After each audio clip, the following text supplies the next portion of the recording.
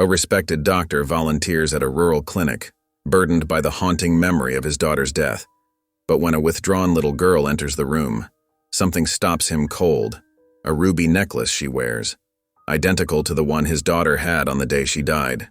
Shock turns to panic as the girl's caretaker rushes her away, leaving unanswered questions in her wake. Is it just coincidence? Or could the daughter he lost still be alive? And if so, who has been hiding the truth all these years? The secrets unravel from here. Can he uncover the unimaginable, or will the answers destroy him? Before we get into the story, comment below where in the world you are watching from today. The morning sun cast long shadows across Dr. Andrew Carter's living room as he prepared for another day at the hospital. His fingers worked methodically at the buttons of his crisp white coat, a routine as familiar as breathing. The golden light caught the edge of a silver picture frame on the mantel, drawing his attention despite his best efforts to resist. There they were, frozen in time, himself, Cassandra, and little Lily. Their daughter's smile radiated pure joy, her small hand clutching a beloved stuffed rabbit. Andrew's heart clenched, a familiar ache spreading through his chest. He quickly shifted his gaze to a newer photograph beside it, one of him and Betty on their wedding day, both perfectly poised and smiling. The contrast between the two images couldn't have been starker. "Have a good day, darling," Betty called from the kitchen, her voice warm and sweet like honey. Andrew responded with a quiet, "You too," before heading out the door, his footsteps heavy on the perfectly maintained pathway of their upscale suburban home. At St. Michael's Hospital, Andrew moved through the bustling corridors with purpose. The familiar antiseptic smell and steady beeping of machines wrapped around him like a comfortable blanket. Nurses and fellow doctors greeted him with genuine respect, some even stopping to share quick updates about patients or ask his opinion on difficult cases. "Good morning, Dr. Carter." Sarah, one of the senior nurses, fell into step beside him. "Your first surgery is prepped and ready." In the operating room, Andrew's hands moved with practiced precision as he performed a delicate spinal procedure. The tension in the room was palpable, but his movements remained steady and sure. Hours passed like minutes as he focused entirely on saving another life, finding temporary peace in the absolute concentration required. Later, in the consultation room, Andrew sat across from a worried family, parents whose young daughter needed surgery. The mother's eyes were red from crying, while the father clutched her hand tightly. "The procedure has risks," Andrew explained gently, his voice calm and reassuring. "But I've performed it successfully many times. Your daughter is in good hands." The parents nodded, drawing strength from his quiet confidence. Dr. Carter, Dr. Reynolds, a younger colleague, caught up with him in the hallway after the consultation. "Will we see you at the rural clinic this weekend? Those families really depend on your expertise." Andrew nodded, a small smile touching his lips. Of course, wouldn't miss it. The volunteer work filled a void he couldn't quite name, giving him purpose beyond the hospital's walls. The day's last rays of sunlight were fading when Andrew finally pulled into his driveway. The house lights glowed invitingly, and the smell of dinner greeted him as he stepped inside. Betty appeared in the doorway, perfectly put together even after a full day, holding a glass of red wine. "You must be exhausted," she said, pressing the wine glass into his hand. "I made your favorite, herb-crusted salmon." The dining room table was set beautifully, candles flickering in the center. Betty had always been attentive to these details, creating picture-perfect moments with careful precision. "I was thinking," she said, watching him over her own wine glass, "perhaps it's time to update the living room. Give it a fresh look for spring." Her tone was casual, but her eyes tracked his reaction carefully. Andrew took a slow sip of wine, suddenly hearing the echo of Lily's laughter, a memory so clear it could have been yesterday. She'd been running through that very living room, playing hide-and-seek, her giggles bouncing off the walls. "I need to review some patient files," he said quietly, standing from the table, though his plate was half full. "Thank you for dinner, Betty." As he walked to his study, he felt Betty's gaze following him. Her perfectly composed expression barely flickered, but something calculated and sharp flashed in her eyes before she began clearing the dishes with practiced efficiency. The morning sun cast long shadows across the kitchen as Andrew packed his medical bag for the rural clinic. His movements were methodical, each instrument and medication finding its designated place with practiced ease. Betty leaned against the granite countertop, perfectly dressed even at this early hour, watching him with keen interest. "We should plan a vacation soon," she suggested, her voice light and casual. "Perhaps that beach in the Philippines we discussed? The investment portfolio is doing exceptionally well this quarter." Andrew's hands paused briefly over his bag. "Maybe," he replied softly, his mind already drifting to the day ahead. The thought of pristine beaches and luxury hotels felt hollow compared to the meaningful work awaiting him at the clinic. "I'll be back late tonight," he said, zipping up his bag. "The clinic usually runs longer than expected." Betty's smile remained fixed, but something flickered in her eyes as Andrew turned toward the door. "Of course, darling. Your charity work is so admirable." Her gaze followed him intently, calculating and sharp as he walked away. The rural clinic was a modest single-story building, its white paint peeling slightly at the edges. Dr. Marcus Lee stood at the entrance, his weathered face breaking into a genuine smile as Andrew's car pulled up. "Dr. Carter, always a pleasure," Dr. Lee called out, extending his hand. "We've got quite a few patients today, including several children who traveled from the next county." Inside, the clinic buzzed with quiet activity. The waiting room chairs were filled with patients, many looking tired from long journeys.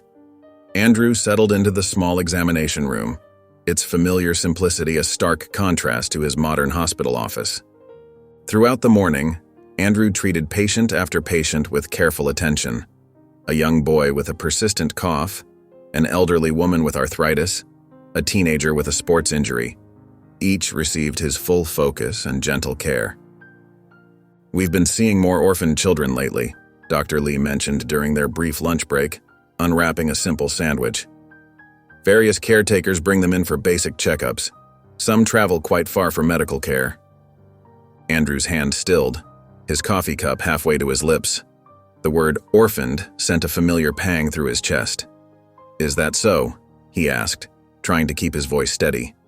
"Yes, there's been an increase in the past few months. Many of them come from different group homes or temporary guardians." In the late afternoon, Andrew stepped outside for a moment of quiet. The air was heavy with approaching rain, and children's laughter drifted across the dusty yard, where several young patients played while waiting for their appointments. He closed his eyes, and suddenly Lily's face appeared in his mind, her bright smile, the way her eyes crinkled when she laughed.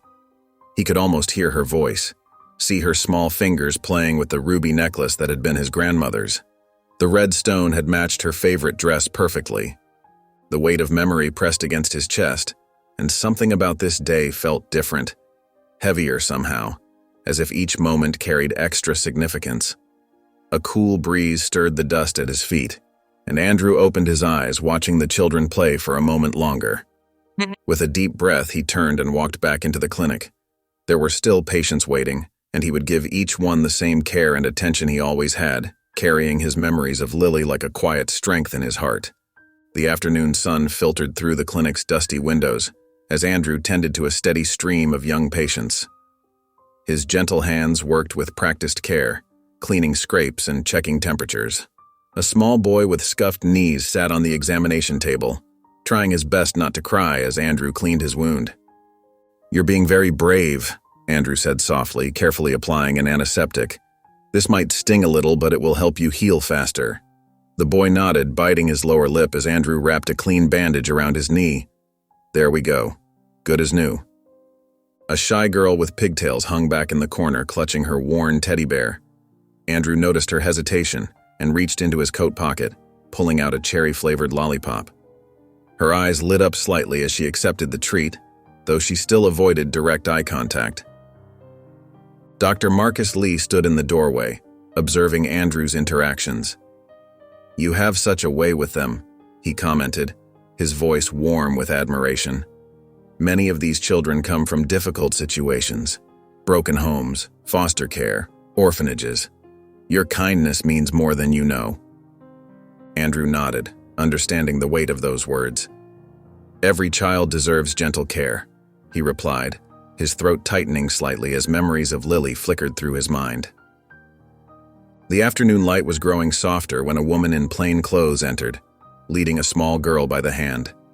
The child's dark hair hung limply around her face, and her clothes, though clean, showed signs of wear. A small cut marked her forearm, nothing serious but enough to need attention. "Hello there," Andrew said warmly, patting the examination table. "Let's take a look at that arm, shall we?" The girl, thin and withdrawn, climbed onto the table without a word. As Andrew began cleaning the cut, something caught his eye. A necklace had slipped out from beneath her collar, swinging gently with her movement. The red ruby pendant caught the light and Andrew's world suddenly tilted on its axis. His hands froze mid-motion. The pendant was unmistakable. The distinctive setting, the deep red stone, even the tiny chip on the left edge. It was Lily's necklace, the family heirloom he had saved for her 8th birthday. But Lily had died at 4. The necklace had been buried with her. Andrew's heart thundered in his chest as his eyes moved from the necklace to the girl's face. She lifted her gaze to meet his, and something in those large, distant eyes made his breath catch. Time seemed to stop as they looked at each other. "What's your name?" he managed to ask, his voice barely above a whisper. The girl's response was soft, hesitant. "Mia." Before Andrew could ask another question, the caretaker stepped forward, suddenly urgent. "We need to go," she announced, gathering Mia's things. "We have to get back to the orphanage before dark." "Wait," Andrew called out, his voice stronger now. "That necklace, where did she get it?" But the caretaker was already steering Mia toward the door, ignoring his questions completely. "Please wait," he called again, following them into the hallway. But they moved quickly, and in moments they were gone, leaving Andrew standing in the clinic doorway. His whole body trembled as tears welled in his eyes. One hand pressed against his chest, trying to steady his racing heart. The evening shadows stretched long across the rural clinic's dirt road as Andrew burst through the front doors, his heart pounding. His eyes scanned the nearly empty parking lot, but there was no sign of Mia or her caretaker. They had vanished like smoke in the wind. The gravel crunched under his feet as he ran to the road, looking both ways, but only dust and lengthening shadows greeted him. Back inside the clinic, Andrew's hands trembled as he questioned the staff. The receptionist shook her head apologetically, explaining she didn't have any records for a girl named Mia. The nurses couldn't recall which orphanage the caretaker had mentioned. Each dead end felt like a physical blow. Dr. Marcus Lee placed a steadying hand on Andrew's shoulder. "I've seen that caretaker before," he said thoughtfully. "She brings different children every few months, but never the same ones twice. Always from different orphanages, she claims." He paused, watching Andrew's face carefully. "The necklace, though. I've never noticed anything like that before." Andrew's drive home was a blur of racing thoughts and mounting questions. The familiar streets of his suburban neighborhood offered no comfort as he pulled into his driveway. The porch light cast a warm glow, but Andrew felt only cold uncertainty as he stepped inside. Betty stood in the kitchen doorway, her face a mask of concern. "You're later than usual," she said, reaching to take his coat. "Is everything all right?" Andrew barely glanced at her, moving past toward his study. "Something strange happened at the clinic," he muttered, his mind still replaying the afternoon's events. Betty followed him, her perfectly manicured nails drumming against the doorframe. "What kind of strange thing?" she pressed, her voice careful and measured. Andrew stopped, turning to face her. "I saw a little girl today," he said slowly. "She was wearing Lily's necklace, the exact same red ruby pendant." Betty's face tightened for a fraction of a second before smoothing into an expression of gentle disbelief. "That's impossible, Andrew," she said softly, reaching for his hand. "You know Lily's necklace was lost in the accident. You're probably just tired seeing things that remind you of her." Something in her tone rang false, like a discordant note in a familiar song. Andrew pulled his hand away, moving toward his study. "I know what I saw," he said firmly. Once inside his office, Andrew locked the door and sank into his leather chair. The room felt smaller tonight, the walls closer. His hands shook slightly as he opened the bottom drawer of his desk, removing a key from his wallet. The locked drawer slid open with a soft scrape. Inside lay the carefully preserved remnants of his old life, the accident report from that terrible night, Lily's death certificate, and a handful of precious keepsakes. Tears welled in his eyes as he spread the documents across his desk. Each paper represented another piece of the night that had shattered his world. As Andrew studied the documents, something caught his eye. The date on the accident report seemed slightly off. He remembered it being a Tuesday, but the report listed Wednesday. His gaze moved to the death certificate, where a stamped signature looked different from others he'd seen in his medical career. The ink seemed wrong, the angles of the letters slightly askew. Andrew leaned back in his chair, his mind racing. In 4 years, he'd never noticed these discrepancies. He'd been too consumed by grief to question anything. But now, with the image of Lily's necklace around another child's neck still fresh in his mind, these small irregularities felt monumentally important. He pulled out a legal pad and began making notes, determined to uncover whatever truth lay hidden in these documents. The night stretched ahead of him, full of questions that demanded answers. The morning sun filtered through Andrew's office window as he dialed the first number on his list. Dr. Thompson, the attending physician during Lily's accident, answered with a warm but cautious hello. "Jim, it's Andrew Carter. I need to ask you about the night Lily was brought in." There was a long pause. "Andrew, that was years ago. Some things are better left in the past." One by one, Andrew called his old colleagues. Each conversation followed a similar pattern. Initial sympathy followed by gentle deflection.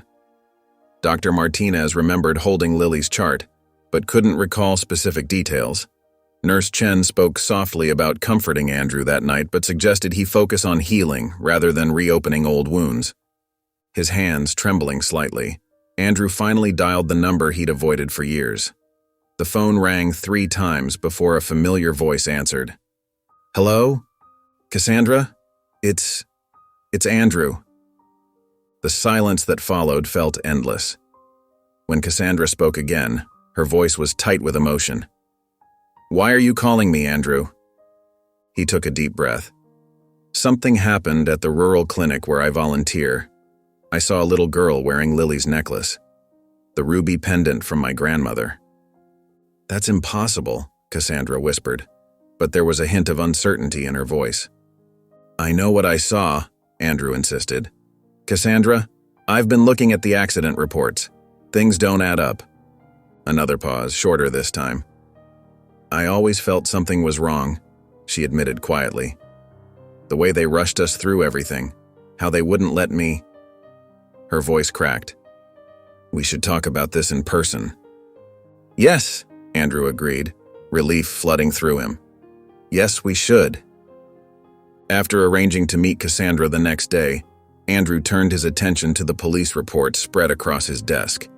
His medical training had taught him to be methodical, and now he applied that same precision to examining each document. Several pages caught his attention. They were marked as copies, not originals. The paper quality was different, the typeface slightly mismatched. At the bottom of the main incident report, a signature stood out: Officer Janet Brooks. Andrew grabbed a notepad and wrote down the name. The retired detective might be the key to understanding what really happened that night. As he stared at the documents, memories of Lily's laugh echoed in his mind, mixing with the image of Mia's face and that familiar ruby necklace. His heart pounded as he realized the magnitude of what he might uncover. The truth about Lily's accident had been buried for years, but now he would dig until he found it, no matter the cost. Gray clouds hung low over the city as Andrew pulled into the parking lot of Cassandra's apartment complex. His hands gripped the steering wheel tightly, and he took several deep breaths before stepping out of the car. The building was modest but well-maintained, with potted plants lining the entrance, so different from the luxurious home he now shared with Betty. The elevator ride to the 4th floor felt endless. Andrew's heart pounded as he approached apartment 407. He raised his hand to knock, then hesitated for a moment before finally bringing his knuckles to the door. Cassandra opened it slowly, her face a careful mask of composure. She looked different than he remembered, her dark hair shorter now, slight wrinkles around her eyes that hadn't been there before. But her gaze was still sharp and intelligent, just as it had been when they first met. "Come in," she said softly, stepping aside. The apartment was small but tidy, with warm yellow walls and family photos carefully arranged on shelves. Andrew noticed she had kept their wedding photo, tucked behind newer pictures of her parents and siblings. They sat at a small kitchen table where Cassandra had already set out 2 cups of coffee. Neither touched their drinks. "I've been going through everything again," Andrew began, his voice slightly hoarse. "The accident report, the medical records." "I know," Cassandra interrupted, her fingers nervously tracing the rim of her coffee cup. "I've had questions for years, Andrew. The timing never made sense. The insurance company settled so quickly. Too quickly. They usually investigate for months, but this took barely 2 weeks." Andrew leaned forward. "Why didn't you ever say anything?" Tears welled in Cassandra's eyes. "Our marriage was falling apart. You were so deep in your grief, and I was afraid. Afraid of being wrong, afraid of making things worse." She stood suddenly and walked to a nearby bookshelf, pulling out a worn manila envelope. "I kept everything," she said, returning to the table. "Every document, every photo, every piece of paper that mentioned Lily." She spread the contents across the table. School photos of Lily with her bright smile, insurance correspondence, medical reports.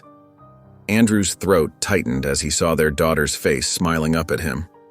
"And then there was this," Cassandra said, sliding a folded note across the table. The paper was yellowed with age, the typing faded but still legible. "Stop asking questions. Move on with your life. Some things are better left alone." Andrew's hands shook as he read the words. "When did you get this?" "About a month after the funeral. I was too scared to show anyone." Cassandra's voice trembled. "I thought I was going crazy, seeing conspiracy where there was only tragedy." Andrew continued sifting through the papers, his surgeon's hands methodically organizing them by date. Suddenly, he froze. There, at the bottom of an insurance form, was a familiar signature. Elizabeth Morgan, Betty's maiden name. "This," he held up the paper, his voice barely a whisper. "This is Betty's signature. She was a witness on these forms, but I never knew she was involved in any of the paperwork." Cassandra's face paled. "Betty? Your current wife?" Andrew nodded, feeling as if the floor had disappeared beneath him. He stood abruptly, nearly knocking over his untouched coffee. "We need to work together on this, Cassandra. Something isn't right." "I know," she said, standing as well. "I'll help you find the truth." At the door they paused, the weight of their discovery hanging between them.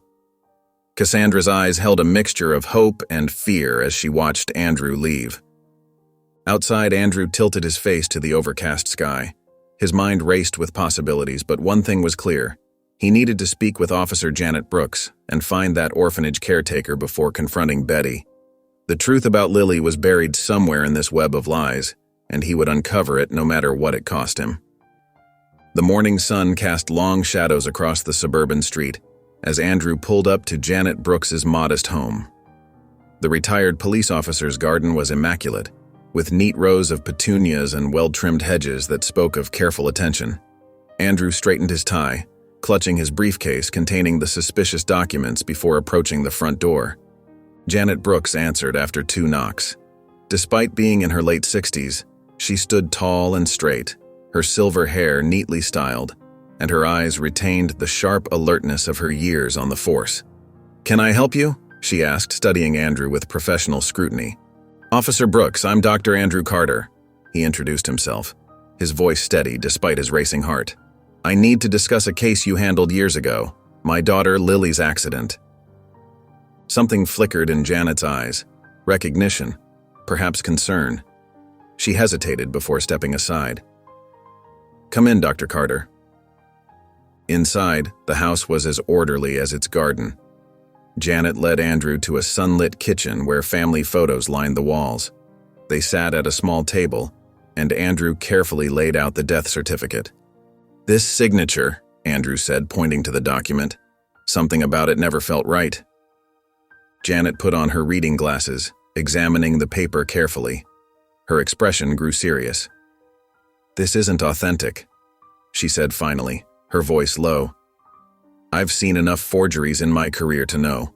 There were aspects of your daughter's case that never sat well with me, but my superiors pushed for quick closure." "Why didn't you investigate further?" Andrew asked, trying to keep the accusation from his voice. Janet's weathered hands folded on the table. "Sometimes, Dr. Carter, we face pressure to close cases quickly, but trust your instincts. They're telling you something important. Just—" She paused, choosing her words carefully. "Be cautious. People who forge official documents usually have powerful reasons for doing so."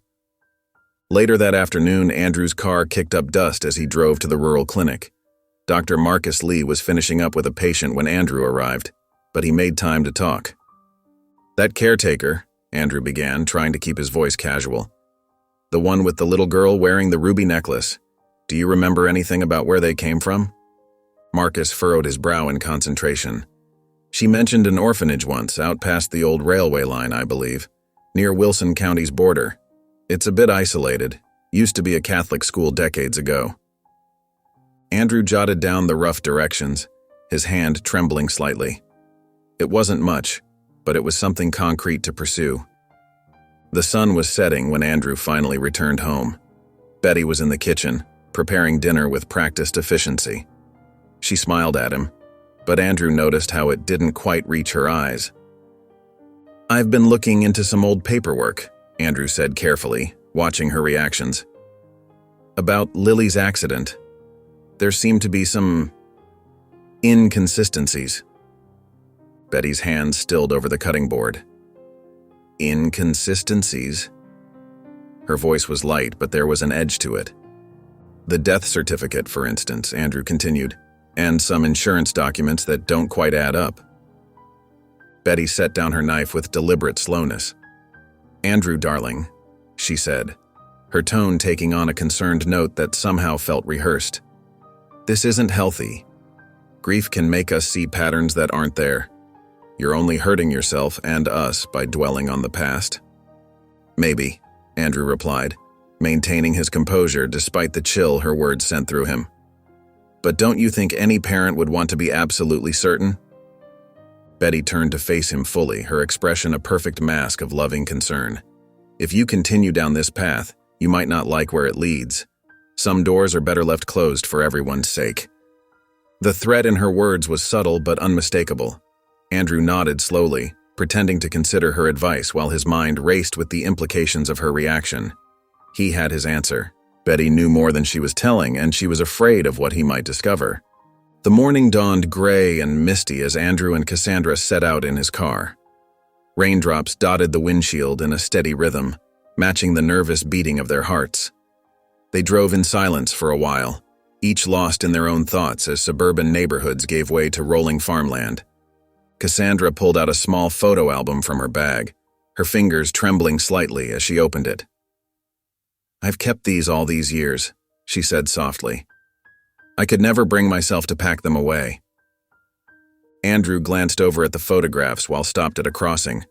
There was Lily on her 4th birthday, chocolate cake smeared across her beaming face. Another showed her playing in autumn leaves, her red ruby necklace catching the sunlight.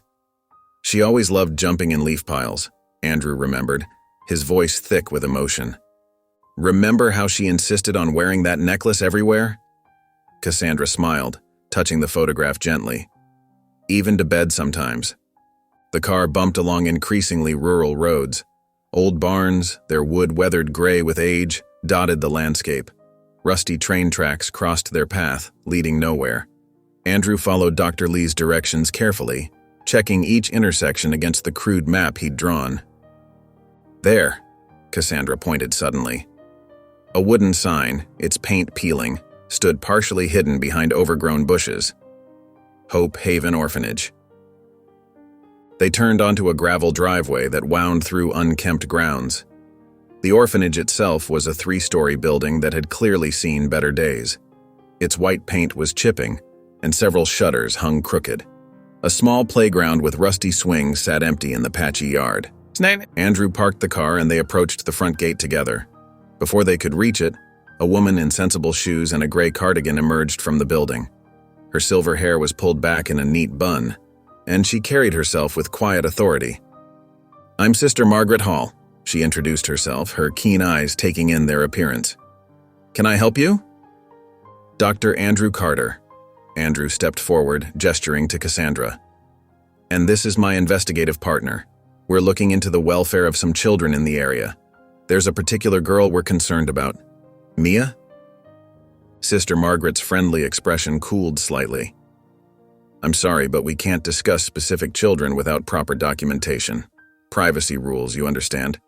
The children here often come from difficult situations." "Of course." Andrew nodded, trying to hide his disappointment. "We completely understand. Could we perhaps look around the facility?" "I'm afraid that's not possible without prior arrangement," Sister Margaret replied firmly. "The children's safety is our primary concern." As they spoke, Cassandra's attention drifted to the building behind Sister Margaret. Movement caught her eye, a small face peering out from a second-floor window. The girl quickly ducked away, but Cassandra had seen enough to make her heart skip a beat. She gripped Andrew's arm. "Andrew," she whispered urgently. "Upstairs, I saw a girl. She was wearing something red around her neck." Andrew turned toward the window, taking a step forward, but Sister Margaret smoothly moved to block his path. "I really must insist you leave now," she said, her tone polite but brooking no argument. "If you'd like to schedule an official visit, you can contact our administrative office." Back in the car, Andrew's hands gripped the steering wheel tightly. "Did you see her face clearly?" he asked Cassandra. "Just for a moment," Cassandra replied, her voice shaking. "But something about her. Andrew, we have to find a way back in there. That could be our Lily." They drove away slowly, both watching the orphanage shrink in the rearview mirror. The drizzle had stopped, but gray clouds still hung low over the countryside, matching their mixture of hope and frustration. After their visit to the orphanage, Andrew and Cassandra found themselves at a quiet corner table in the Bluebird Cafe. The afternoon light filtered through rain-spotted windows, casting soft shadows across their troubled faces. Steam rose from their untouched coffee cups as they spoke in hushed tones. "We need to look deeper into Betty's past," Cassandra said, spreading out several copied documents on the small table. Her finger traced Betty's maiden name on an insurance form. "It's not just coincidence that her signature appears here." Andrew rubbed his temples, memories flooding back. "She was my assistant back then, after Lily."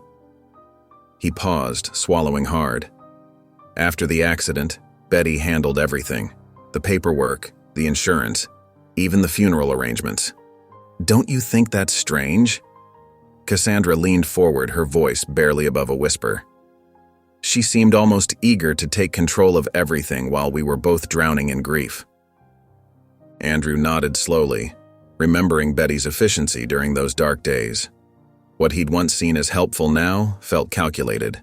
The realization made his coffee taste bitter. Later that afternoon, Andrew walked through the familiar corridors of Memorial Hospital to the administrative records office. The fluorescent lights hummed overhead as he approached Mrs. Elaine Porter's desk. She'd been the records clerk for over 20 years, her gray hair and kind eyes a constant presence in the department. "Dr. Carter," she smiled warmly. "What brings you down here?" "Just updating some personal files," Andrew replied casually, leaning against her desk. "Actually, I've been reviewing some old records.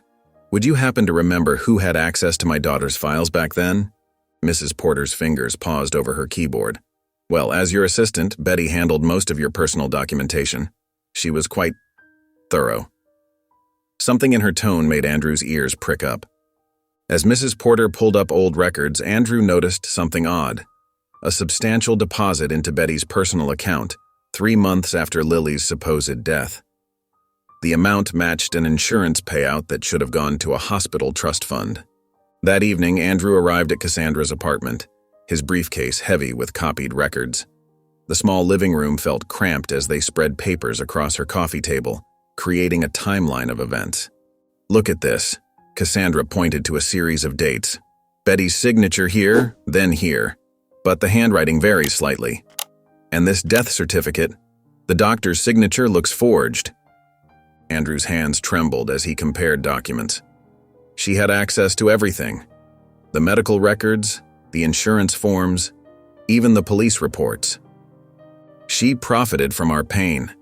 Cassandra's voice cracked with anger. Her fingers clenched around a document showing Betty's suspicious bank deposit.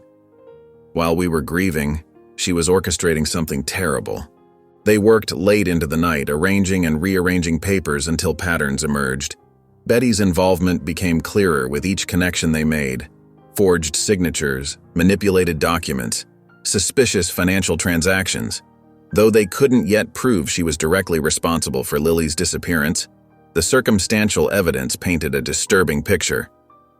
"We need concrete proof," Andrew said firmly, standing up to stretch his stiff back. "Something that directly links her to what happened to Lily." Cassandra nodded, her determination matching his own. "And when we find it, she'll have to answer for everything." The morning sun cast long shadows across the quiet street as Andrew parked his car a discreet distance from Hope Haven Orphanage. His hands gripped the steering wheel tightly, heart pounding with anticipation. Through the windshield, he watched children filing out into the yard for their morning playtime, their laughter carrying faintly across the distance. Hours passed slowly. Andrew sipped cold coffee from a thermos, his eyes never leaving the yard. Finally, his patience was rewarded. A small figure emerged from the building's side door, and Andrew's breath caught in his throat. It was Mia. The red ruby necklace glinted in the sunlight as she walked across the yard, her movements hesitant and careful. Andrew's vision blurred with tears. She looked so much like Lily. The same delicate way of moving, the same slight tilt of her head. Though she was older now, perhaps 10, the resemblance was undeniable. His fingers itched to reach for her to call out her name, but he forced himself to remain still. A tall man appeared beside Mia, Mr. Francis Reed, the caretaker who had brought her to the clinic. Andrew watched intently as Reed guided Mia back inside with a gentle hand on her shoulder. Reed's face was stern but not unkind, his movements practiced and professional. Andrew quickly jotted down details in a small notebook: Reed's approximate height, build, the time of his appearance, and the way he interacted with Mia. Later that afternoon, Andrew's footsteps echoed in the hallway of Cassandra's apartment building. Inside, they sat at her kitchen table, the afternoon light streaming through thin curtains. Cassandra listened intently as Andrew described what he'd seen. "We need to be smart about this," Cassandra said, her voice steady despite her obvious emotion. "Sister Margaret Hall seems kind-hearted. I could volunteer there, maybe bring donations. Build trust slowly." Andrew nodded, running a hand through his hair. "And I'll try to find Reed when he's away from the orphanage, maybe at local shops or restaurants.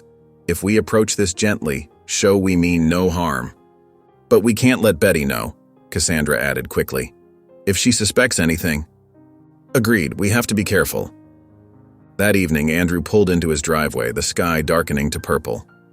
Inside, Betty waited in their perfectly appointed living room, her face a mask of concern that didn't quite reach her eyes. "You're home late again," she said, her voice carefully modulated. "The hospital keeping you busy?" Andrew shrugged off his coat, maintaining the practiced weariness he'd carried lately. "Just a lot of difficult cases. You know how it gets." Betty stood, moving closer. "You seem distant lately, Andrew. Is everything all right?" "Just tired," he mumbled, turning away. "Think I'll turn in early." As Andrew left the room, Betty's facade cracked slightly. Her fingers moved swiftly across her phone's screen, scrolling through contacts before selecting one. She moved to the window, speaking in hushed tones. "We might have a problem," she whispered into the phone. "I need you to watch certain people, yes, both of them. No mistakes this time." Her voice carried an edge of steel beneath its softness. "We can't afford any loose ends." She ended the call, her reflection in the window glass showing a calculated determination that would have chilled Andrew to the bone had he seen it. The morning air was crisp as Cassandra approached Hope Haven Orphanage, carrying a cardboard box filled with neatly folded blankets and colorful children's books. Her heart fluttered with nervous energy, but her steps remained steady. Sister Margaret Hall met her at the entrance, her weathered face brightening at the sight of the donations. "This is so thoughtful," Sister Margaret said, helping Cassandra carry the box inside. The orphanage's main room was modest but clean, with worn furniture and children's drawings decorating the walls. "I just want to help," Cassandra replied softly, arranging the books on a nearby table. "How long have you been running this place?" Sister Margaret's eyes crinkled with pride. "Going on 15 years now. We've helped hundreds of children find their way." Cassandra nodded, carefully choosing her next words. "It must be challenging, taking in children from different circumstances. How do they usually come to you?" A shadow passed over Sister Margaret's face. She straightened some books unnecessarily. "Various ways. Social services, private arrangements. Each child's story is different and, of course, confidential." Though her tone remained friendly, Cassandra noticed how Sister Margaret's shoulders tensed slightly. The conversation drifted to safer topics, the orphanage's daily routines, their needs for the coming winter.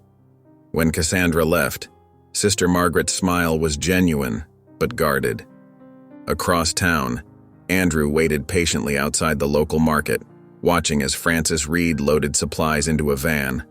The caretaker's tall frame moved with purpose, checking items off a list. Andrew approached casually, his doctor's coat giving him an air of authority. "Mr. Reed," Andrew called out softly. "I'm Dr. Carter.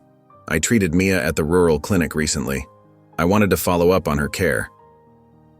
Francis Reed froze momentarily, his hand tightening on the van's door handle. "That's not necessary. Mia is fine."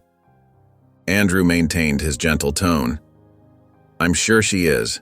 I just wanted to ensure her medical records are complete. Sometimes with children from difficult circumstances, we need to be extra careful." Reed's defensive posture softened slightly. He glanced around the empty parking lot. "Look, I don't know much. She was brought to us about 6 years ago. Well-dressed woman, expensive perfume. The paperwork looked official, but..." He paused, wrestling with something internal. Something felt off.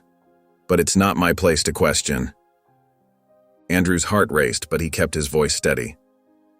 "Of course. Thank you for telling me." Later, in a quiet corner booth of Murphy's Diner, Andrew and Cassandra pieced together their findings. The vinyl seats creaked as they leaned closer, speaking in hushed tones. Steam rose from their untouched coffee cups. "Sister Margaret knows something," Cassandra whispered. "She was careful not to deny Mia's presence, but there's definitely secrecy there." Andrew nodded, his fingers drumming nervously on the table. "Reed confirmed our suspicions. A well-dressed woman, fake documents. It has Betty written all over it." Cassandra's eyes met his, determination burning bright. "We need proof, Andrew. Real evidence." "The orphanage must keep records," Andrew mused. "Old admission documents, correspondence." "They'll be locked away somewhere," Cassandra said. "Getting to them won't be easy." They sat in heavy silence, weighing the risks. Breaking into the orphanage's records could mean legal trouble or worse, alerting Betty to their investigation. But the alternative, leaving Lily, their daughter, in that place, was unthinkable. "We have to try," Andrew said firmly, "for Lily." Cassandra reached across the table, squeezing his hand. The touch carried years of shared pain and newfound hope. "For Lily," she agreed. The autumn evening settled over Hope Haven Orphanage like a heavy blanket, bringing with it long shadows and a hushed stillness. Andrew and Cassandra sat in their parked car at a safe distance, watching as lights flickered out one by one in the building's windows. Their hearts beat in nervous synchronization as they waited for the right moment. Cassandra adjusted her dark sweater and plain jeans, clothing chosen specifically to blend into the shadows. She gave Andrew's hand a quick squeeze before stepping out into the cool night air. Gravel crunched softly under her feet as she made her way to Sister Margaret's office window, guided by the faint glow of a desk lamp within. With trembling fingers, Cassandra picked up a small pebble and tossed it gently against the window pane. The soft tap echoed in the quiet night. After a moment, Sister Margaret's surprised face appeared, and the window slid open with a slight creak. "Mrs. Carter?" Sister Margaret whispered, confusion evident in her features. "What are you doing here at this hour?" "Please," Cassandra's voice quivered with genuine emotion. "I need to talk about Mia. I couldn't sleep. Something about her." She let her voice trail off, vulnerability clear in her tone. Sister Margaret studied her face for a long moment before nodding slowly. "Come around to the side door," she whispered. "We can talk in my office." While Cassandra disappeared inside with Sister Margaret, Andrew slipped from shadow to shadow, making his way to the records room. His hands were steady as he eased the door open, years of surgical precision serving him well. The beam of his small flashlight cut through the darkness, illuminating shelves of manila folders and filing cabinets. Time seemed to slow as Andrew methodically searched through the files, his breath shallow and controlled. Then, buried in a drawer marked with dates from 6 years ago, he found it: Mia's intake forms. His hands shook as he read the documents, each page revealing more of the terrible truth. The parental consent forms bore obvious forgeries, and the listed mother's name was clearly false. Most damning of all, the dates aligned perfectly with Lily's supposed death. Andrew's phone made soft clicking sounds as he photographed each damning page, his medical training helping him maintain steady hands despite his racing heart. The evidence was undeniable. Someone had orchestrated an elaborate scheme to fake Lily's death and place her in the orphanage under a new identity. Just as Andrew finished photographing the last document, voices drifted down the hallway. He quickly returned the files and switched off his flashlight, pressing himself against the wall in the darkness. Betty's voice, sharp with anger, cut through the silence. "You fool!" she hissed at Francis Reed. "I told you never to speak about Mia to anyone. Do you understand what's at stake?" I didn't tell him much," Francis stammered. "Just that she arrived years ago." "Shut up," Betty snapped. "If you breathe another word about this to anyone, you'll regret it.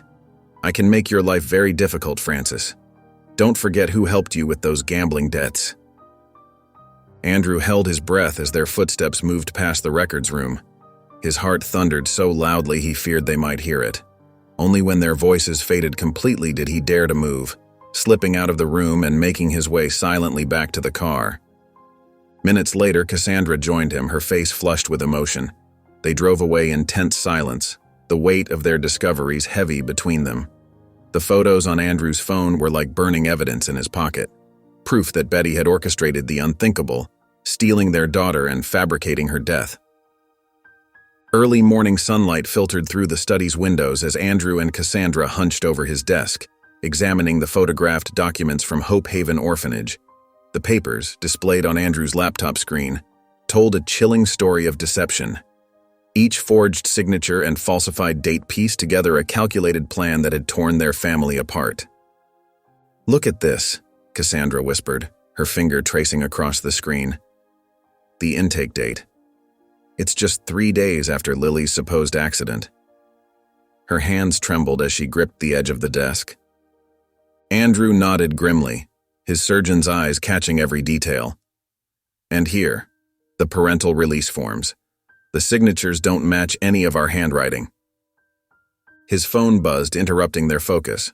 Betty's text message glowed on the screen. "Worried about you working such late hours, darling. Everything okay?" Andrew set the phone face down without replying. At the local park, ducks glided across the pond's surface as Andrew and Cassandra met with Janet Brooks. The retired officer's experienced eyes scanned through the photos on Andrew's phone, her expression growing more serious with each swipe. "These documents," Janet said, keeping her voice low despite their isolated bench. "They're definitely suspicious. The formatting matches our official records from that period. If we cross-reference these with the originals..." She paused, considering carefully. "I know someone who could help. Detective Carl Weber. He's got a good head on his shoulders and a strong moral compass." Later that afternoon, the smell of fresh coffee filled the quiet corner of a local cafe where Detective Weber listened intently to their story. He was younger than Janet, maybe mid-40s, with alert eyes and a thoughtful demeanor. Andrew methodically laid out their evidence, his voice steady despite the emotional weight of each revelation. "The timeline starts here," he explained, showing Weber the death certificate. "Then we found Betty's signature on insurance documents, followed by these intake forms at Hope Haven." Weber leaned forward, his coffee untouched. "This is serious," he said, his tone measured. "We'll need to build an airtight case. No mistakes, no rushed moves." He tapped his fingers on the table, thinking, "I suggest we gather more concrete evidence before making any arrests. We need to be strategic about this." Cassandra nodded eagerly. "Whatever it takes to do this right." "We appreciate your help," Andrew added, relief evident in his voice at finding another ally. Sunlight streamed through the windows of Hope Haven Orphanage as Andrew and Cassandra stepped into the modest entrance hall. Sister Margaret Hall greeted them with a warmer smile than before, her earlier suspicions softened by Cassandra's genuine interest in the children's welfare over the past few days. "Mrs. Carter," Sister Margaret said, nodding to Cassandra, "your donations have been most helpful to our children." Cassandra took a deep breath. "Sister Margaret, I was wondering, would it be possible to meet with Mia? I'd like to discuss potentially sponsoring her education." Sister Margaret's expression wavered between caution and consideration. After a moment's thought, she nodded slowly. "A brief visit should be fine. I'll need to supervise, of course." In a small visiting room decorated with children's drawings, Mia sat quietly in a wooden chair, her fingers absently touching the ruby necklace that hung from her neck. Sunlight caught the red stone, making it gleam like a tiny flame. "Hello, Mia," Cassandra said softly, sitting across from her. "I wanted to tell you about my daughter. She was such a kind girl, always helping others." Andrew watched Mia's face carefully as Cassandra spoke. The girl's eyes remained distant, but there was something in her posture that suggested she was listening intently. Almost without thinking, Andrew began to hum a gentle melody, the lullaby he had sung to Lily countless times. Mia's fingers stopped fidgeting with the necklace. Her brow furrowed slightly, and she tilted her head as if trying to catch an echo from far away. Sister Margaret observed from near the door, her expression a mixture of confusion and empathy. As they prepared to leave, Andrew noticed Francis Reed in the hallway. The caretaker's face was drawn with worry, his movements nervous and quick. When Sister Margaret turned to speak with another staff member, Francis edged closer to Andrew. With trembling hands, he passed a folded piece of paper, then quickly stepped away. In the privacy of their car, Andrew unfolded the note. His heart raced as he read the hurried scrawl. "Betty was here again. She threatened me. Be careful." Cassandra touched his arm gently. "What does it say?" Andrew handed her the note, his jaw set with determination despite the clear warning it contained. The fluorescent lights hummed softly in Detective Weber's office as he spread out the archived police files across his desk. Andrew and Cassandra leaned forward, watching intently as Weber's finger traced along the signatures on different documents. "Look here," Weber said, pointing to two versions of the same form. "The original accident report has completely different handwriting than your copy. And these witness statements?" He shuffled through more papers. 3 key testimonies are missing from the official record. Andrew's heart pounded. Is this enough for an arrest? Weber shook his head slowly. "We need someone willing to testify against Betty Carter, someone who can directly connect her to the false documentation and Mia's placement at the orphanage." "Francis Reed," Andrew said quietly. "He knows everything." The next day, sunlight filtered through tall windows in the public library's children's section. Soft whispers and rustling pages created a gentle backdrop as Andrew and Cassandra waited at a corner table. Francis Reed appeared, his shoulders hunched, eyes darting nervously around the room. "Thank you for coming," Cassandra said softly as Francis sank into a chair. Andrew leaned forward. "We have police support now, Francis. If you testify about what Betty did, we can protect you. We can save Mia and bring the truth to light." Francis wrung his hands. Betty, she has connections. She knows people who can hurt me. We won't let that happen, Cassandra assured him. Think about Mia. Think about giving her back her real life. As Francis struggled with his decision, a sharp click of heels caught their attention. Betty stood at the library entrance, her face darkening as she spotted them. Her eyes locked onto Francis, burning with barely contained fury. Andrew immediately stood, positioning himself between Betty and Francis. The air grew thick with tension as Betty remained at the entrance, clearly aware she couldn't make a scene in the quiet library. We will protect you, Andrew whispered to Francis, not taking his eyes off Betty. Francis took a shaky breath and squared his shoulders. Okay, he whispered back. I'll testify. I'll tell them everything. Betty's face contorted with rage. She spun on her heel and stormed out, leaving behind a heavy silence broken only by the distant sound of turning pages. The next day dawned with a heavy sense of purpose. Andrew and Cassandra met Detective Weber at the police station, their faces etched with determination.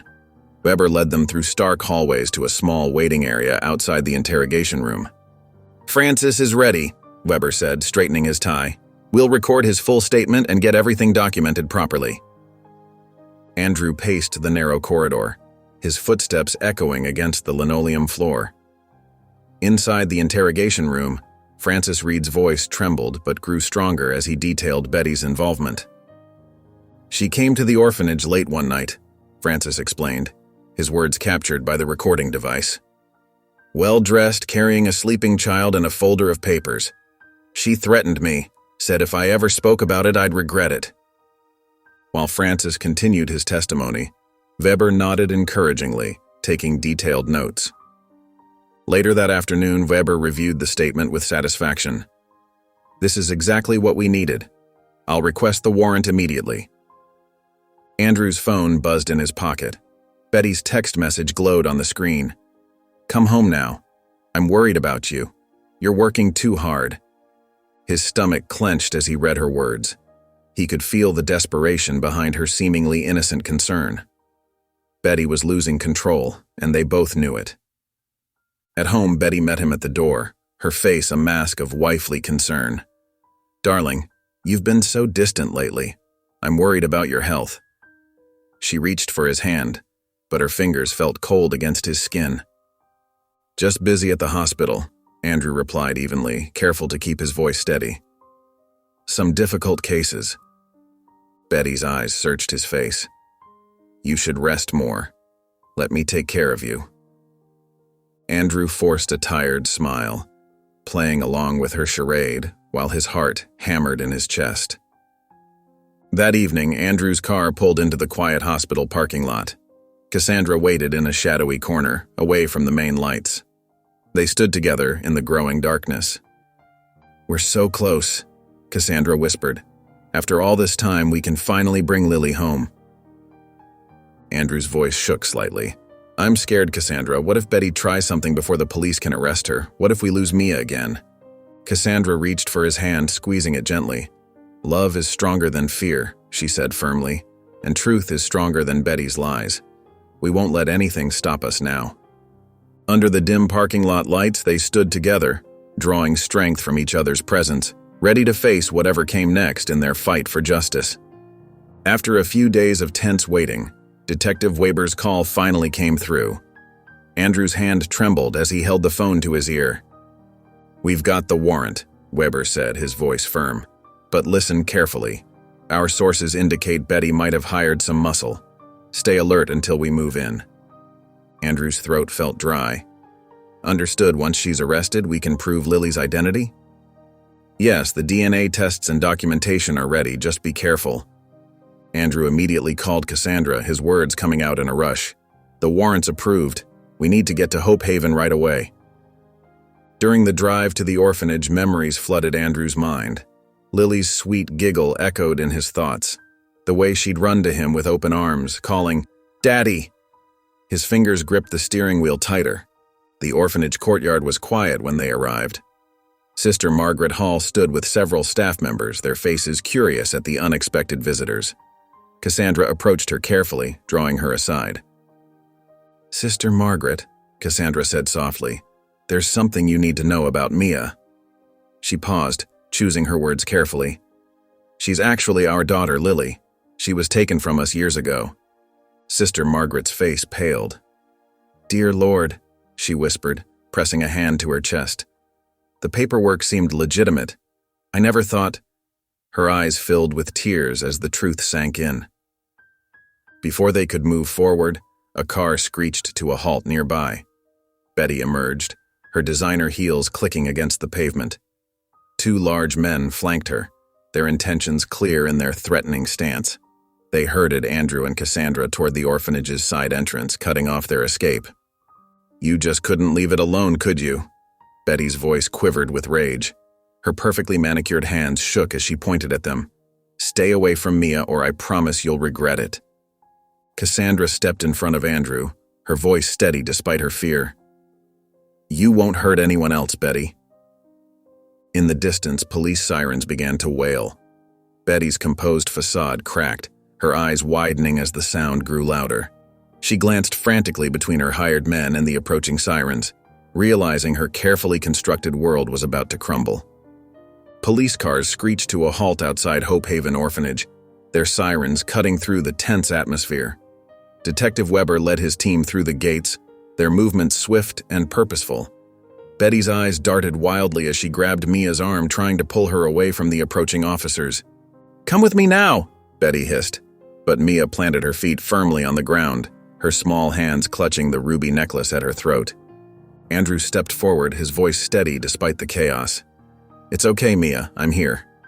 His gentle tone carried across the courtyard. Mia's frightened eyes met his, confusion and recognition warring in her expression.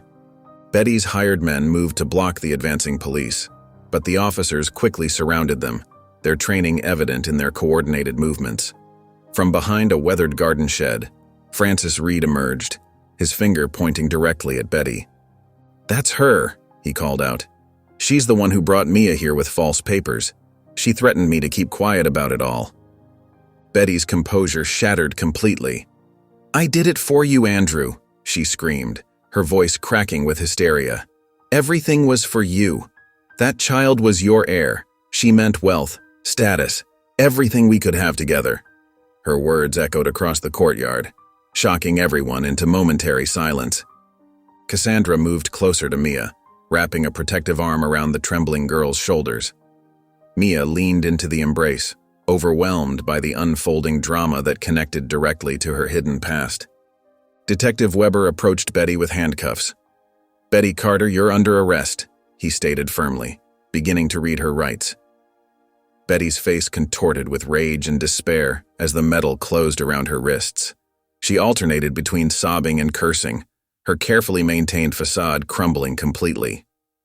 Andrew knelt before Mia, his movements slow and gentle.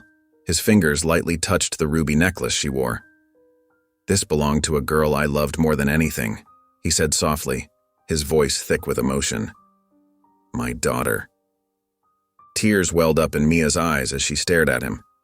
Something flickered in her expression, a distant memory trying to surface. Cassandra kept her hand on Mia's shoulder, offering silent support as the police led Betty and her hired men away. The three of them stood together in the courtyard, Andrew, Cassandra, and Mia, connected by a moment that held equal measures of heartbreak, shock, and possibility. The next morning dawned with a gentle drizzle, droplets tapping against the police station windows like nature's own cleansing ritual. Dr. Andrew Carter and Cassandra Carter sat in Detective Carl Weber's office, their shoulders finally free from the weight of uncertainty that had burdened them for so long. Weber spread several folders across his desk, his voice steady and professional. "The case against Betty Carter is strong," he explained, pointing to the photographed documents. "We have the forged death certificate, the falsified orphanage intake forms, and Francis Reed's sworn testimony. The financial records showing suspicious transfers to Betty's account provide additional evidence of premeditation." Andrew leaned forward, his doctor's hands clasped tightly together. "What happens next?" "The district attorney will present the case to a grand jury," Weber continued. Betty will face multiple charges: kidnapping, fraud, conspiracy, and document forgery. Frances Reed's testimony about her threats of violence adds another layer of criminal conduct. Cassandra nodded, her eyes fixed on the rain-streaked window. How long will the process take? These cases can be complex, Weber admitted. But given the evidence we've collected and Betty's partial confession during her arrest, we're in a strong position. The most important thing now is protecting Mia and ensuring her well-being throughout this process. Later that morning, Andrew and Cassandra arrived at Hope Haven Orphanage. Sister Margaret Hall met them at the entrance, her kind face filled with compassion. Mia's been quiet since yesterday, she informed them softly. She's in the common room.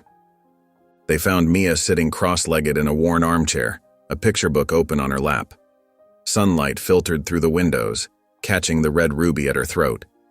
Cassandra approached first, settling into a nearby chair. I used to love making pancakes on Sunday mornings, Cassandra said gently, her voice warm and inviting, with lots of maple syrup and fresh strawberries. She watched as Mia's eyes flickered up briefly from her book. And bedtime stories were always special, especially the ones about brave princesses who found their way home. Andrew knelt beside Mia's chair, careful not to crowd her. That's a beautiful necklace you're wearing, he said softly. Mia's small fingers moved to touch the ruby, turning it slightly as if trying to read a message in its depths. Her brow furrowed in concentration, something distant and familiar dancing just beyond her reach.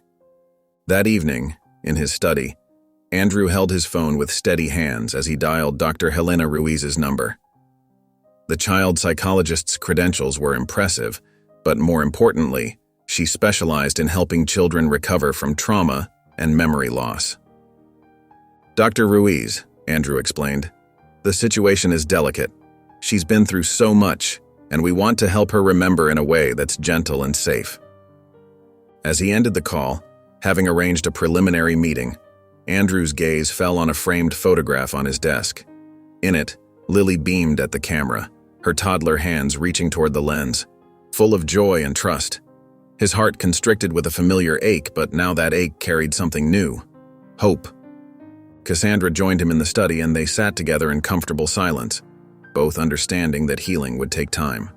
They would need to be patient, to let Mia find her way back to them at her own pace. We'll bring you home soon, Lily, Andrew whispered softly to himself, his words carrying both promise and prayer. The therapy center's counseling room felt warm and inviting, with soft, natural light filtering through gauzy curtains. Dr. Helena Ruiz, a woman in her mid-40s with kind eyes and a gentle demeanor, sat cross-legged on the floor near Mia. The girl's small fingers traced the edges of colorful building blocks, while Dr. Ruiz spoke in soothing tones. Would you like to draw something today, Mia? Dr. Ruiz asked, gesturing to the art supplies laid out on a low table. Or perhaps we could play with these dolls. She indicated a collection of soft-featured dolls arranged on nearby shelves. From their position on a comfortable couch against the wall, Andrew and Cassandra watched with careful attention. Their hearts ached to rush forward, to embrace Mia and tell her everything at once, but they understood the delicate nature of memory recovery. Dr. Ruiz had explained that pushing too hard could cause further trauma. Memory often returns like pieces of a puzzle, Dr. Ruiz explained quietly to them, while Mia explored the play area. A familiar scent might trigger remembrance of a specific moment, the sound of a particular song, the texture of a beloved toy. These sensory experiences can act as bridges to the past. Across town, Detective Carl Weber sat at his desk, surrounded by stacks of carefully organized evidence. He methodically compiled his final report for the prosecutor, making sure every detail was properly documented. Frances Reed sat across from him, looking more composed than he had in days thanks to the police protection program. She came to the orphanage late one evening, Frances recalled, his voice steady now. Betty Carter wore expensive clothes, carried herself like someone important. She had all these papers, birth certificates, medical records, everything forged but looking completely legitimate. Weber nodded, taking detailed notes. And the threats? Started right away, Frances continued. She'd bring expensive gifts for the orphanage, new computers, playground equipment. but always with warnings about what would happen if anyone asked questions about Mia. Prosecutor Elaine Nichols reviewed the growing file with satisfaction. Her sharp features reflected years of experience in difficult cases. "The evidence is substantial," she confirmed to Weber. "Betty Carter's defense team might try to discredit witness testimony, but the paper trail and financial records are damning." "We have multiple witnesses," Weber agreed, "and Betty's confession during arrest, though emotional, corroborates the evidence we've gathered." In Andrew's living room, early evening light cast long shadows across opened photo albums spread on the coffee table.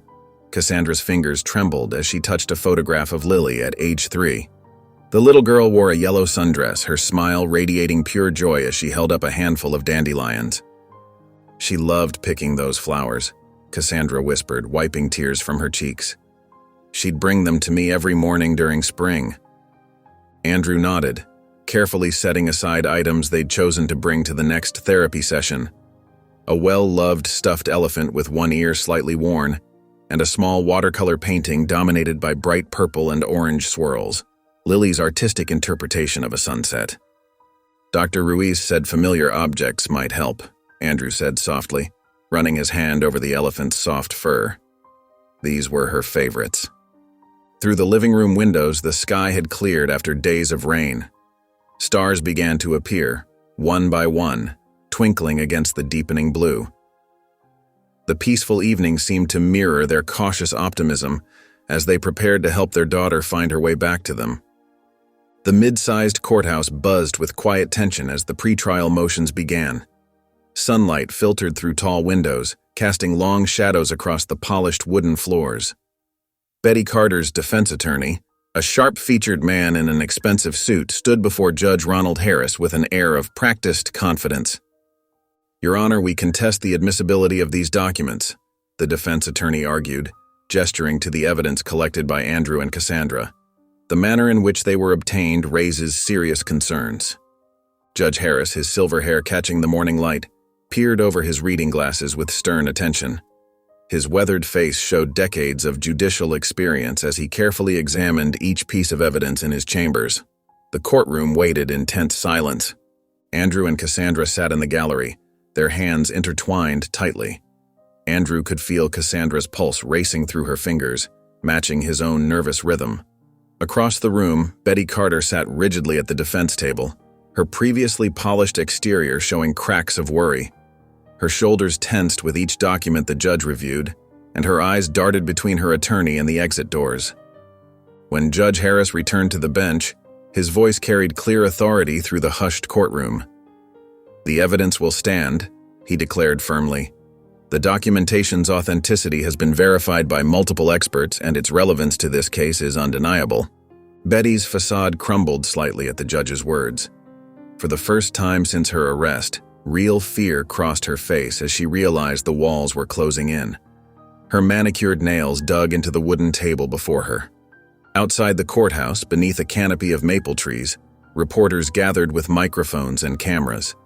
Their questions came rapid fire as Andrew and Cassandra emerged through the heavy doors. "Dr. Carter, how do you feel about discovering your daughter's survival after all these years?" "Mrs. Carter, what are your thoughts on Betty Carter's involvement?" Andrew stood steady, his doctor's composure serving him well under the media spotlight. "Our focus remains on justice and healing," he stated clearly. "Our daughter's well-being is our primary concern." Cassandra stepped forward, her voice wavering slightly but growing stronger with each word.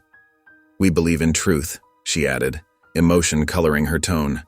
"Love must prevail over deception. That's all we've ever wanted." The reporter's aggressive stance softened as they observed the genuine pain and hope in both parents' faces. Their questions became gentler, more respectful of the family's ordeal. Later that evening, the orphanage's therapy room glowed warm with soft lamplight. Mia sat cross-legged on a cushioned mat while Dr. Helena Ruiz observed nearby. Andrew carefully presented Lily's old stuffed rabbit, its fur worn soft from years of love. "This is Flopsy," Andrew said softly, placing the rabbit in Mia's small hands.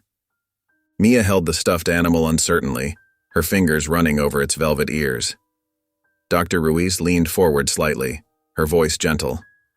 What do you feel when you hold it, Mia? Any thoughts or memories? The room fell silent as Mia closed her eyes, concentrating. I remember, she began hesitantly, pancakes.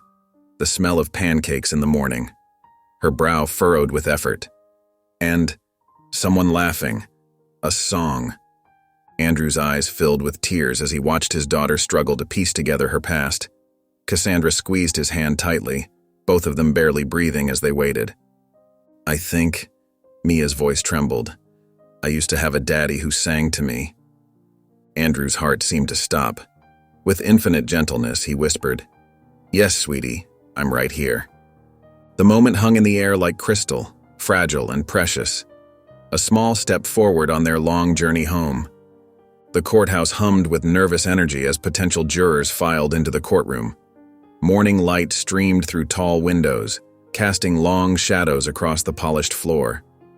Andrew and Cassandra sat quietly behind the prosecutor's table, their shoulders touching for mutual support. Betty Carter, dressed in a modest gray suit, kept her eyes fixed on the table before her, refusing to acknowledge anyone's presence. Judge Ronald Harris presided over jury selection with careful attention. One by one, citizens were questioned about their ability to remain impartial. Some were dismissed for knowing too much about the case from media coverage, others for personal biases. Finally, 12 jurors and 2 alternates were sworn in, a mix of ages and backgrounds, all wearing expressions of solemn responsibility. Prosecutor Elaine Nichols rose to deliver her opening statement. Her voice carried clearly through the hushed courtroom as she laid out the charges: child endangerment, fraud, and conspiracy. She detailed how Betty Carter had orchestrated an elaborate scheme to fake Lily's death and hide her away in an orphanage. The evidence will show, Nichols declared, that Mrs. Carter's actions were calculated, deliberate, and caused immeasurable harm to an innocent child and her loving parents. Betty's defense attorney countered with a different narrative, his tone smooth and persuasive. My client acted out of love, misguided perhaps, but love nonetheless. She saw a failing marriage and wanted to protect both her husband and his child. The jury listened intently, some taking notes, others watching Betty's rigid posture. When Francis Reed took the witness stand, his hands trembled slightly as he was sworn in, but his voice grew stronger as he recounted the day Betty brought Mia to Hope Haven Orphanage. She told me the girl needed a fresh start, Francis testified, dabbing at his eyes with a handkerchief. She had all these papers, birth certificates, medical records. When I questioned some inconsistencies, his voice caught. She said she knew people who could make my life very difficult. The prosecutor displayed document after document on a large screen: the forged death certificate, falsified adoption papers, suspicious insurance claims. Each piece of evidence was matched against original hospital records, highlighting the careful deception Betty had constructed. Betty's attorney tried to undermine Francis's testimony during cross-examination. Isn't it true you've had financial difficulties, Mr. Reed? That you might benefit from cooperation with the prosecution? But Francis remained steady, his eyes clear and honest as he described Mia's first frightened days at the orphanage. Andrew watched Francis testify, feeling profound gratitude toward the man who had ultimately chosen truth over fear. Cassandra squeezed Andrew's hand each time Francis's testimony revealed another piece of Betty's elaborate deception. After court adjourned, Andrew and Cassandra drove to Dr. Ruiz's office, where Mia waited. The therapy room felt warm and safe compared to the stark courthouse. Dr. Ruiz had arranged familiar objects on a low table: family photographs, Lily's favorite storybook, and a small tape recorder. Mia sat cross-legged on the floor, still clutching Flopsy the rabbit. Dr. Ruiz played a recording of young Lily singing, "Twinkle, Twinkle, Little Star." Mia's eyes widened slightly at the sound of her own younger voice. "I think I know this rabbit," Mia whispered, running her fingers over Flopsy's worn ears. "When I was sad, I would hug him tight." She paused, brow furrowed in concentration. "He made the bad dreams go away." Cassandra turned away briefly, wiping tears from her cheeks. Andrew watched his daughter carefully, hope blooming in his chest, as she connected another fragment of her past. Dr. Ruiz nodded encouragingly, noting each small breakthrough in Mia's journey back to remembering her life as Lily. Officer Janet Brooks settled into the witness stand, her gray hair neatly pinned back, her posture straight despite her years of retirement. She adjusted her reading glasses as the prosecutor approached, holding a stack of weathered police reports. "Officer Brooks, could you explain the inconsistencies you found in Lily Carter's accident report?" Prosecutor Nichols asked, spreading the documents before her. Janet Brooks leaned forward, her voice clear and professional. "Several elements didn't align with standard procedure. The witness statements appeared edited, signatures didn't match our records, and crucial details about the scene were oddly vague." She pointed to specific sections, her finger tracing the discrepancies. "In my 30 years of service, I've never seen such systematic alterations to an official report." The prosecutor nodded, displaying the documents on the courtroom screen. "And these variations, were they coincidental?" "No," Brooks replied firmly. "These changes were deliberate.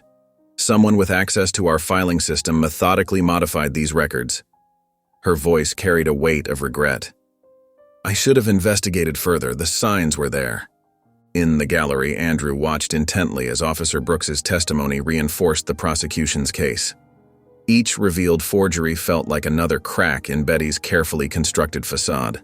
When Betty's defense attorney rose for his portion of the trial, his approach shifted dramatically. He painted a portrait of Betty Carter as a woman desperate for love and security. Betty sat at the defense table, dabbing at her eyes with a tissue. "My client," the defense attorney declared, his voice gentle, "was faced with an impossible situation. She saw the man she loved trapped in grief, unable to move forward." He gestured toward Betty, who lowered her head in apparent shame. "She made mistakes, yes, but they came from a place of desperation." Betty took the stand, her voice trembling with calculated emotion. "I just wanted us to have a fresh start," she said, glancing at Andrew. "The constant reminder of his past, it was such a burden on our happiness." Andrew's hands clenched into fists at the word burden. His jaw tightened, anger burning in his chest at Betty's casual dismissal of his daughter's worth. Beside him, Cassandra reached over, her cool fingers wrapping around his white-knuckled hand. Her touch steadied him, though his anger still simmered. Later that evening, as twilight settled over the city, Andrew and Cassandra brought Mia to Memorial Park. The old carousel stood silent, its painted horses frozen mid-gallop under the rising moon. The familiar scent of popcorn and cotton candy lingered from the day's visitors. Mia approached the carousel slowly, her steps hesitant but drawn to the platform. Her small hand reached out to touch one of the horses, a white one with a golden mane and pink roses in its bridle. She ran her fingers over the smooth, painted surface, her expression distant yet searching. Andrew and Cassandra watched, barely breathing as their daughter explored the familiar space. Mia moved from horse to horse, touching each one as if reading a story through her fingertips. Finally, she turned to face them, her eyes wide with uncertainty yet filled with something more, a glimmer of recognition. She began, her voice barely above a whisper. "I think I used to come here. With you." She looked between Andrew and Cassandra, studying their faces in the soft evening light. Andrew's throat constricted with emotion. Beside him, Cassandra's tears fell silently. Mia stood before them, clutching her ruby necklace, a small figure bathed in moonlight and memory, finally beginning to bridge the gap between past and present. The courtroom hummed with tension as Prosecutor Elaine Nichols approached the jury for her closing arguments. Her steps were measured, her expression grave yet determined. She paused, letting the weight of silence settle over the room before speaking. "Ladies and gentlemen of the jury," she began, her voice clear and resonant. "Over these past days, you've heard testimony after testimony revealing a calculated scheme that destroyed an innocent family. This was not, as the defense suggests, a misguided act of love.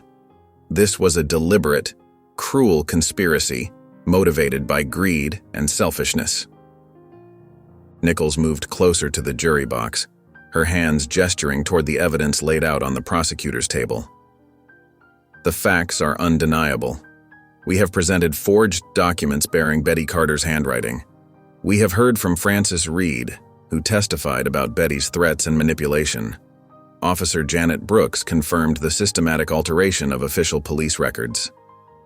She picked up Lily's original death certificate, holding it up for the jury to see. This document represents more than just fraud. It represents a stolen childhood, a little girl ripped away from loving parents, forced to live under a false identity, robbed of her memories and her family. The jury members leaned forward, their faces showing the impact of her words. Several nodded slightly as Nichols continued. Betty Carter didn't just commit fraud. She shattered a family. She erased a child's identity. She manipulated everyone around her using threats and bribes to maintain her web of lies. When the defense attorney rose for his final appeal, his confidence seemed diminished. He adjusted his tie nervously before addressing the jury. My client, Betty Carter, is a troubled woman who lost her way. She saw a family in pain and in her misguided thinking believed she could create a better future for everyone involved. His words rang hollow in the quiet courtroom. The jury's expressions remained neutral, but their eyes told a different story. They had seen the evidence, heard the testimonies, understood the calculated nature of Betty's actions. Betty herself sat motionless at the defense table, her gaze fixed on her lap, shoulders slumped in defeat. Later that evening, the halls of Hope Haven Orphanage echoed with footsteps as Andrew, Cassandra, and Mia gathered the little girl's belongings. Sister Margaret Hall helped them pack, her eyes soft with understanding as she watched Mia clutch her small suitcase. The room felt heavy with emotion as Andrew knelt before Mia. His hands trembled slightly as he reached for hers. Looking into her eyes, he spoke with a voice thick with feeling. "You're our daughter. We love you, and we always will." Mia's small fingers found the ruby necklace, touching it like a talisman. Tears began rolling down her cheeks as something deep and familiar stirred within her. She looked from Andrew to Cassandra, her lips quivering with emotion. Then, in a voice barely above a whisper, she tested words that had long been buried in her memory. "Daddy. Mommy." The words came out tentatively, like precious gems being held up to light for the first time in years. Cassandra's breath caught in her throat. Andrew's eyes filled with tears. They enveloped Mia in a gentle embrace, all three of them crying softly. Sister Margaret Hall quietly stepped out, giving the family their private moment of reunion. In that embrace, the day's tension melted away. The sterile walls of the orphanage seemed to fade, replaced by the warmth of family finally reunited. Mia's small hands clutched at both her parents, holding on as if afraid they might disappear. But Andrew and Cassandra's arms remained steady around her, a silent promise of protection and endless love.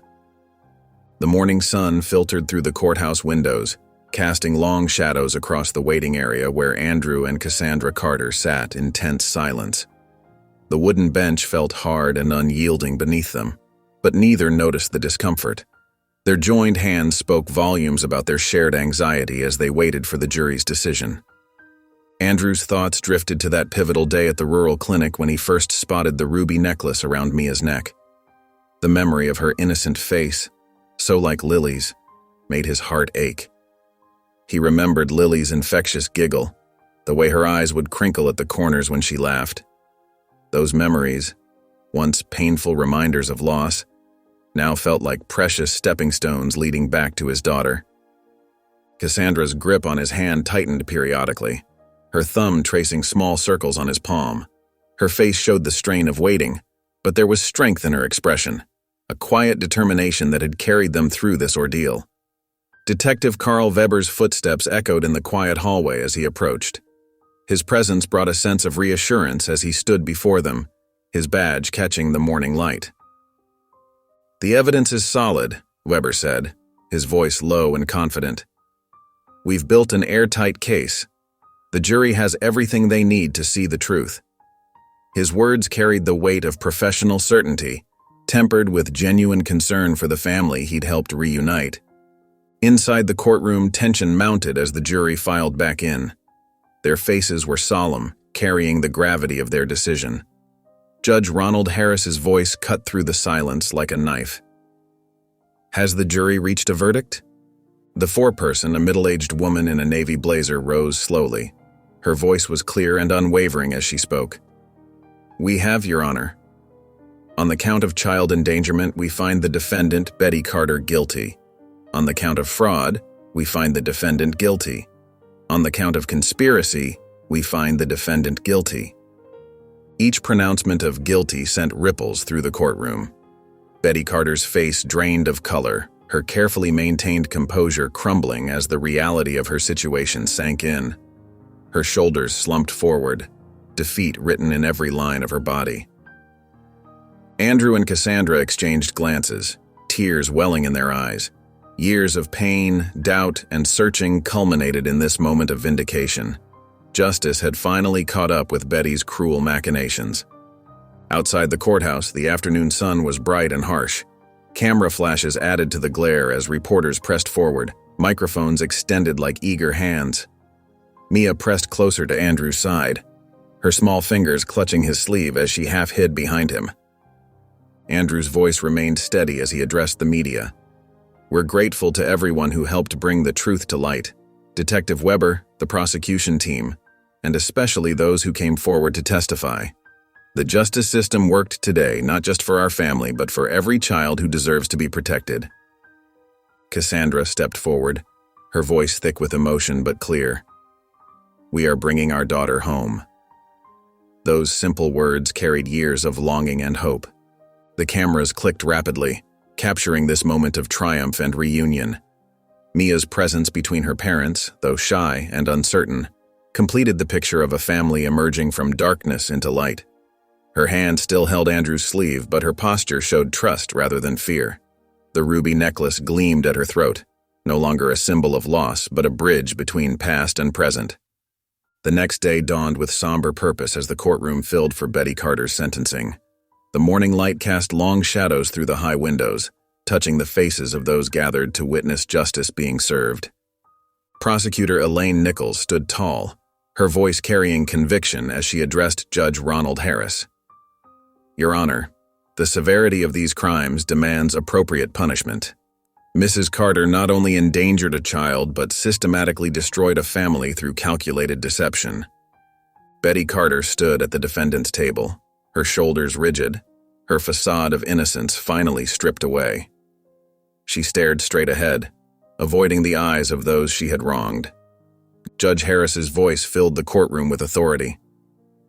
"Betty Carter, your actions represent a profound betrayal of trust and human decency. This court sentences you to 25 years in prison." The gavel struck with finality, and a heavy silence blanketed the room before giving way to quiet murmurs. Andrew and Cassandra exchanged glances filled with solemn gratitude. Beside them, Mia sat quietly, understanding only that the woman who had caused so much pain would no longer threaten their family. Outside on the courthouse steps, Detective Carl Weber approached with a warm smile. He shook Andrew's hand firmly, pride evident in his bearing. "I'm glad we could help make this right," he said simply. Francis Reed stepped forward hesitantly, his usual nervousness still present but tempered by relief. Andrew grasped his hand warmly. "Thank you for your courage," Andrew said earnestly. "We couldn't have done this without you."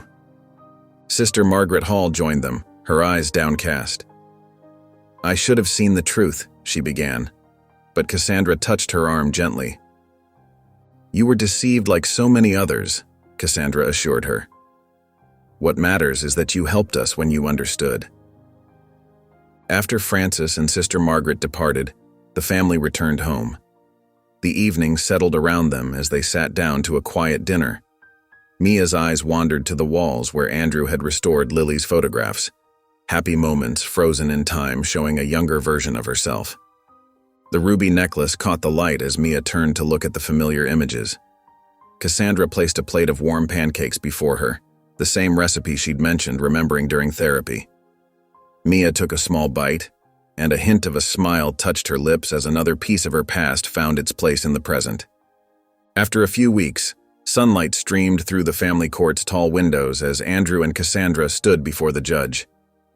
The moment felt surreal yet profoundly right. Legal papers, once twisted by Betty's schemes, now served their true purpose, bringing their daughter home. Mia stood between them, her small hands clasped in theirs. Though still quiet, her eyes held growing warmth and trust. The judge reviewed the final documents, nodding with satisfaction as he signed each page. Looking up with kind eyes, he smiled at the girl. "Welcome home, Lily," he said softly. The words settled in the air like gentle rain, washing away years of confusion. Outside, they walked through a nearby park, breathing in the fresh spring air. Mia spotted a yellow butterfly dancing on the breeze, and after a moment's hesitation, chased after it. Her quiet laughter floated back to Andrew and Cassandra, precious as music. Cassandra touched Andrew's arm, pointing toward the distance. "Look," she whispered. The old carousel stood there, its painted horses gleaming in the sunlight. Mia stopped, uncertainty crossing her face as she stared at the familiar structure. Andrew knelt beside her. "It's okay, Lily, we'll be right here." His voice carried all the gentleness of a father's love. Mia approached the carousel slowly, reaching out to touch a white horse with a golden mane. Her fingers traced the painted swirls as fragments of memory stirred behind her eyes. That evening, they gathered in Mia's bedroom, surrounded by photographs spread across her bed. Andrew and Cassandra carefully arranged pictures in a collage, images of young Lily alongside recent photos of Mia. The visual timeline helped bridge the gap between past and present, between who she was and who she'd become. Dr. Helena Ruiz had assured them this approach would help, letting Mia's two identities naturally merge through patience and love. Moonlight spilled through the window as the family sat together, sharing quiet stories of both old memories and new ones just beginning to form. After a few more days, the morning sun peeked through the kitchen windows as Andrew stood at the stove, carefully flipping golden pancakes. The familiar aroma filled every corner of their home, carrying with it the warmth of countless family breakfasts past. Cassandra moved quietly around the kitchen, setting the table with care. Her hands trembled slightly as she placed Lily's old sippy cup, recently found in a storage box, next to a fresh plate. Mia appeared in the doorway, drawn by the sweet smell. Her hair was slightly tousled from sleep, reminding Andrew so much of how Lily used to look on lazy weekend mornings. "Morning, Lily," he said softly, his smile gentle and welcoming. She settled into her chair, eyes widening at the stack of pancakes Andrew placed before her. As she took her first bite, a quiet melody suddenly escaped her lips, a few notes of a lullaby Cassandra used to sing. Cassandra's eyes instantly welled with tears of joy, her hand covering her mouth in surprise. At the small pond near their old house, ducks glided peacefully across the water as Andrew, Cassandra, and Mia stood at the edge. Andrew held out a paper bag filled with breadcrumbs. Mia hesitated, watching the ducks with uncertainty until one brave bird paddled closer. Her giggle, when it came, sounded like sunshine breaking through clouds. Andrew knelt beside her, his voice soft and encouraging. "This was something we did as a family. Do you remember?" Mia's eyes stayed fixed on the ducks, but she nodded slowly. "I feel something warm here," she whispered, touching her heart, "like I've been here before." Cassandra wrapped an arm around them both, joy radiating from her face as they stood together by the water's edge. Later that afternoon, Dr. Helena Ruiz sat in their living room, her notepad balanced on her knee as she observed Mia's increasing comfort in her surroundings. She suggested additional memory-strengthening activities, explaining how familiar scents, favorite songs, and old toys could help bridge the gap between past and present. Mia listened attentively, no longer shrinking from discussions about her identity. Andrew and Cassandra expressed their gratitude for Dr. Ruiz's guidance, noting the remarkable progress they'd witnessed. As Dr. Ruiz gathered her things to leave, Mia's gaze wandered around the living room, taking in the family photos, toys, and mementos that surrounded her. Her eyes held a new steadiness, a quiet recognition. She was exactly where she belonged. After a few more weeks, Andrew, Cassandra, and Mia strolled through the local art fair, their footsteps falling into an easy rhythm. Colorful canopies dotted the park, and the air smelled of popcorn and cotton candy. Mia's eyes wandered from stall to stall until she stopped, transfixed by a painting of a family holding hands against a sunset backdrop. "Do you like it?" Andrew asked softly. Mia nodded, her fingers reaching out to touch the frame. Andrew purchased the painting while Cassandra watched Mia, noting how their daughter's shoulders had relaxed, how she moved with growing confidence through the crowd. At the ice cream stand, they each chose different flavors. Mia got chocolate, and within minutes, a small dab appeared on her nose. Andrew and Cassandra exchanged glances, remembering how Lily had always done the same thing. Their laughter rang out, natural and warm. Back home, Andrew disappeared into the storage room, emerging with a dusty wooden box. He wound the key carefully, and soft notes filled the living room, the same lullaby that had once soothed Lily to sleep night after night. Mia sat perfectly still, her eyes growing bright with recognition. She began to hum along, the melody coming back to her naturally. Cassandra's eyes filled with tears as she watched, remembering countless bedtimes from years ago. Mia leaned against Andrew's shoulder, her voice barely above a whisper. "Daddy, I remember this." The evening found them in the backyard, wrapped in the peaceful darkness. Stars twinkled overhead as Andrew shared stories about Lily's childhood. He described her twirling through the living room like a tiny dancer, Cassandra carefully braiding her hair each morning, and summer evenings spent chasing fireflies together. Mia listened intently, no longer pulling away from these memories of her past. Instead, she seemed to draw strength from them, as if each story helped complete a puzzle within her heart. Cassandra reached for Mia's hand, holding it gently. Mia looked at both her parents, her voice steady and clear. "It's like I've always been here." Andrew's voice caught slightly as he replied, "You have. We just had to find you again." Several days later, the morning sun cast a warm glow over the old carousel that held so many precious memories. Andrew held Mia's small hand as they approached, while Cassandra walked beside them, her eyes already glistening with emotion. The familiar sight of painted horses brought a flutter of excitement to Mia's face. Cassandra carefully circled the carousel, searching for the perfect mount. She stopped at a white horse with a golden mane and intricate roses painted along its saddle. "This one," she said softly, touching its wooden neck. Mia nodded eagerly, allowing Andrew to help her climb onto the horse. The ruby necklace caught the sunlight as Mia settled into position, creating tiny sparkles that danced across her chest. When the carousel began to move, something magical happened. Mia's laugh burst forth, bright and uninhibited, a sound that made both Andrew and Cassandra freeze in recognition. It was Lily's laugh, pure and clear, exactly as they remembered it. Andrew and Cassandra stood together at the carousel's edge, tears streaming down their faces. They watched their daughter rise and fall with the motion of the horse, her joy infectious and complete. "Look at me, Daddy, Mommy!" Mia called out, her voice ringing with confidence and happiness. There was no hesitation in her words now, no trace of the confusion that had clouded her early days with them. She was simply their daughter, whole and present. Andrew's heart felt so full it might burst. Beside him, Cassandra radiated pure joy, her hand finding his as they witnessed their daughter's transformation. The journey from that first glimpse of the ruby necklace at the rural clinic to this moment felt both endless and instant. As the carousel slowed to a stop, Mia hopped down with natural grace.